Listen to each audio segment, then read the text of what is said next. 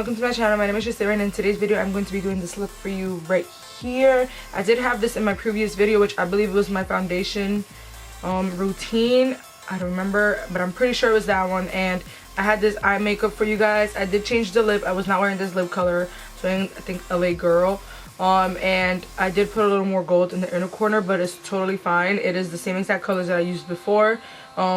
I really love this look just because it's more of an ombre effect, and on top of that is a very nice cranberry-ish, goldish color for this time of year.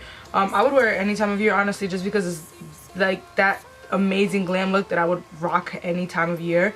But if you guys like this video, please give it a thumbs up, please subscribe, and if you want this look, just keep on watching.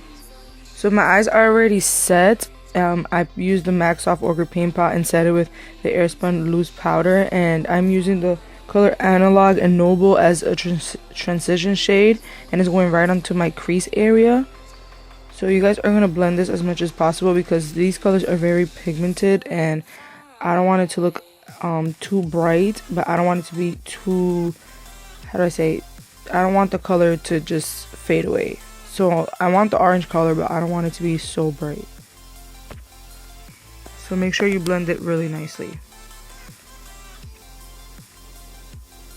I will then be going into the palette and using the color Harpsichord. I don't know how to say the name, but it's like a nice golden color. And I just got a synthetic brush and sprayed some Marabadesco spray on it, and I'm just putting it all over the lid. I am stacking it slowly. I don't want to blend it right away just because it's gonna take the color away, with the pigmentation away. So I just stacked it on little by little, and then I went in with the color Rewind, which is a deep cranberry color. It's so beautiful. And this color I'm using on the outer corner of the lid just to give it more of a smoky effect and more of an ombre effect. So I am stacking it on the outer corner, and then I'm bringing it into the middle, and I eventually bring it in more into my inner corner just because I want that ombre effect. I don't really want the gold to be too bright. And then I'm going to be going in with the color Vox, and it's a very deep brown, and I'm going to put that in my outer corner and into my crease area where we first put that color Analog and Noble.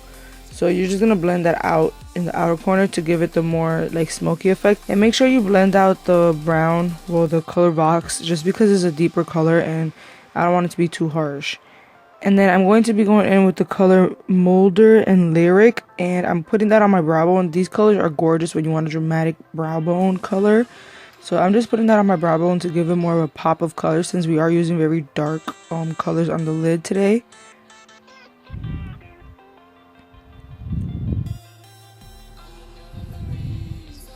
And when I'm done with that, I'm going to be using, of course, my Morphe brushes eyeliner in the color Slate, and I'm just gonna do a simple eyeliner like I always do.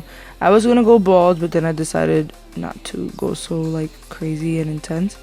So this is more of a settled wing.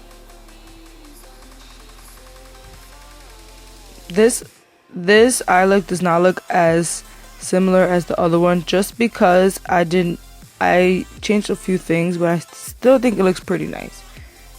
And then when I'm done with that, I'm just going to dust off whatever eyeshadow fell underneath my eyes, because I already did have foundation on. So I'm going to go in with the Instant Age Rewind by Maybelline, and I'm just going to put that under my under eyes, my nose area, my, you know, the whole shebang. And this is in the color Neutralizer. This is my favorite color to use. I will then be blending it out with a Real Technique beauty blender. I don't want to call it beauty blender because it's not a beauty blender, but it is the Real Techniques sponge. I don't know, complexion sponge I think it's called. I don't remember the name. And I'm just make sure you blend that out nicely, because we do have the habit of, well, I don't, but a lot of people have the habit of blending out their concealer, but not all the way, and then they have a really harsh line where it stops. So make sure you blend it out really nicely. I will then be using the Airspun loose powder to just bake a little bit. I don't really bake for like 10 minutes like most people do. I just do my contouring or bronzing, and then I take it off just because I don't feel like I need to have it for so long. I do have to bake as necessary for me just because my concealers tend to crease on me. So I'm going to be using the Shade and Light palette, contour palette by Kat Von D. And I'm going to be using that middle shade, which I cannot remember the name, but I'll put it down in the description box. And I'm just going to bronze the face up with that, because I did not want a strong contour with this look, even though you can definitely go bold because it is a dramatic glam look, I guess you can say, but I didn't want to go so crazy. And then I'm just taking off all the bakeish that we did, just taking out all that loose powder, making sure there's none on my face left. And as you can see, it brightens up your face a little more and it mattifies whatever you're baking. And then I'm going to be using the banana powder. Well, it's not called, I don't know what the name is, but it's that yellow powder from the Kat Von D Shade and Light palette, which I absolutely love. I'm obsessed. Honestly, I like it more than the Anastasia Beverly Hills because I do see a little bit of a difference.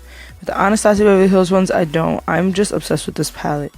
It's just so beautiful. And then I'm going back into the Kat Von D Vida Loca palette, and I'm using the color Vox to put under my